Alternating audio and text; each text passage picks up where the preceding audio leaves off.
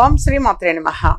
ఈ రాశి వారికి ఈ మాసము బాగుంటుందనే చెప్పవచ్చు. ఆదాయాన్ని స్థిరంగా ఉండే అవకాశం కూడా ఎక్కువగా ఉంటుంది. అన్ని విధాలుగా కూడా అనుకూలంగా ఉంటుంది ఈ రాశి వారికి. అలాగే వీరికి ఆరోగ్యపరంగా కానీ ఆర్థిక పరంగా కావచ్చు కలిసి వచ్చే అవకాశాలే ఎక్కువగా ఉన్నాయి. ఈ రాశి వారు దూర ప్రాంతాలకు వెళ్ళడము అనేటువంటిది కొంతమందికి ఉన్నది. అలాగే విదేశీ మారక ద్రవ్యాన్ని పొందగలుగుతారు. వీరు కొద్ది మంది మరి ఈ కుంభరాశి వాళ్ళు కొంతమంది కుటుంబానికి దూరంగా ఉండే అవకాశం ఎక్కువగా ఉంటుంది. కానీ వారి మధ్య మాత్రం సత్సంబంధాలు అనేటువంటివి బాగుంటాయి. కానీ డబ్బు సంపాదన పరంగా కొంతకాలము మరి విదేశం వెళ్ళే అవకాశాలు కూడా ఈ రాశిలోని వారికి కొంతమందికి మాత్రం ఉన్నది.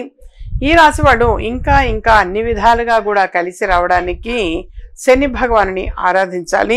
19 నువ్వుండలు అనేవి తీసుకొని పారే నీటి దగ్గరికి వెళ్ళి ఒక నువ్వుండ చేతిలో పట్టుకొని, అంటే నువ్వులు బెల్లము కలిపినటువంటి చిన్న చిన్న ఉండలు తీసుకొని ఓం శం శనేశ్వరాయ నమః అని అనుకొని నీళ్ళలోకి వేయటము. ఈ విధంగా 19 సార్లు కూడా అలా అనుకొని వేయడము. శనివారం నాడు ఆంజనేయ స్వామి వారికి 11 సార్లు ప్రదక్షిణాలు చేయటం. ఈ మాసం మొత్తం కూడా శనివారం నాడు ఆంజనేయ స్వామి వారికి తప్పనిసరిగా ప్రదక్షిణాలు చేయడం.